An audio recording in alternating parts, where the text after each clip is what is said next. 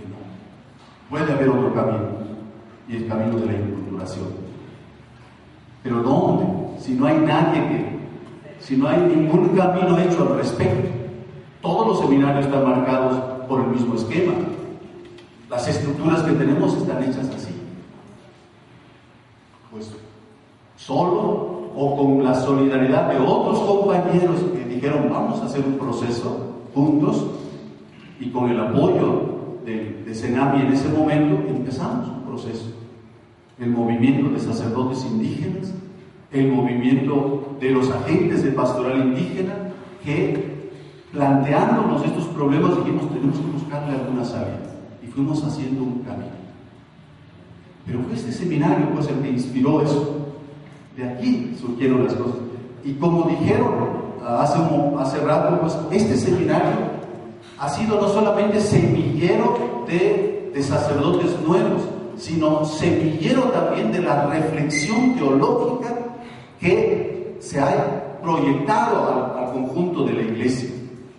En el 76, los obispos de la región Pacífico Sur se atrevieron a sacar un documento de la región para decir nuestro compromiso cristiano con los indígenas y campesinos de la región Pacífico Sur.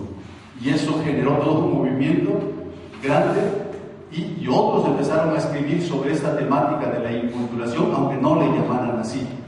Y otros dijeron, vamos a iniciar procesos que hagan surgir iglesias autóctonas, iglesias enraizadas en las culturas de estos lugares. Y la iglesia de San Cristóbal es una de las que más han empujado en esa línea, pero no solo la iglesia de San Cristóbal. Guápora de Jiménez comenzó, la iglesia misma de Oaxaca fue la primera que ordenó diáconos indígenas en la región chinanteca, en la región que después fue la diócesis de Tuxtepec. Ahí comenzaron esas experiencias, y empezó pues a hablarse de esta temática con términos nuevos, lo de la iglesia indígena, o diaconado indígena, teología indígena, y se fueron elaborando términos que ahora están planteados dentro de la discusión de la iglesia. Pero esta región es como la matriz donde eso se generó, y aquí están varios pues, de los que han impulsado eso, tanto los alumnos del Ceresure como los pastores que impulsaron estas ideas. Entonces, en ese sentido yo me siento parte de este proceso, aunque yo no haya sido pues del seminario. Bien, esto nos lleva a plantear algunas cosas, algunos puntos que siguen siendo neurálgicos, pero que ya se han hecho camino, ya se ha ido abriendo camino para la transformación de nuestra iglesia en medio de tensiones, cargando también la cruz que esto significa, porque abrir caminos no es tan sencillo. Quienes se han atrevido a hacer los caminos, pues han tenido que sufrir las consecuencias de hacer estos caminos, de la incomprensión, de los ataques y de tantos otros problemas. La primera cosa es que existe una nueva presencia indígena que cuestiona a la iglesia, que interpela a la iglesia. A lo mejor en muy pocos años se pasó de indígenas agachados, conformistas, que no se atrevían a levantar ni siquiera la cabeza, a indígenas puestos de pie, con palabra propia, con planteamientos para los demás. Eso fue muy rápido, y fue en estos últimos 40 años que se dio. Y la diócesis de San Cristóbal es una de las diócesis que más experimentó eso, de tener una población indígena totalmente aplastada, a tener una población indígena digna, que se pone de pie y es capaz de testimoniar su vida y exigir sus derechos dentro de la sociedad. Pero eso ha sucedido en toda la zona. Bien, esta nueva presencia indígena, desde luego que desafía a la iglesia en su pastoral, porque ya no acepta tan fácilmente, primero, que se le atienda así nada más de vez en cuando. Quiere una respuesta pastoral mucho más digna, mucho más adecuada, más acorde con su cultura. Y en todos los niveles, a nivel de catequesis, a nivel de liturgia, a nivel de sacramentos, a nivel de todo, está exigiendo cosas nuevas. Y lo primero, lo más importante, tiene que ver con qué lugar le podemos ofrecer a los indígenas puestos en pie. Indígenas que ya no son inditos, pues.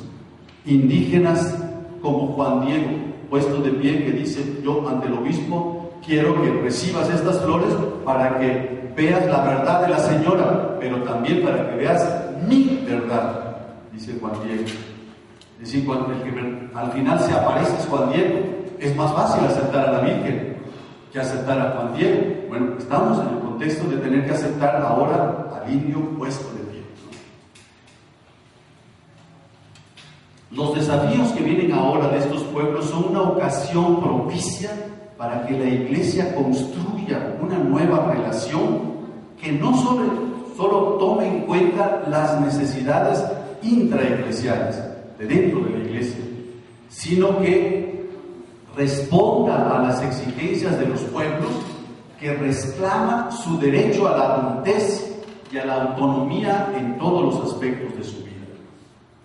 O sea, un indígena puesto de pie está exigiendo el reconocimiento de sus derechos en todos los niveles, pero también a nivel religioso. Ya no admite que se trate como de segunda o de tercera categoría.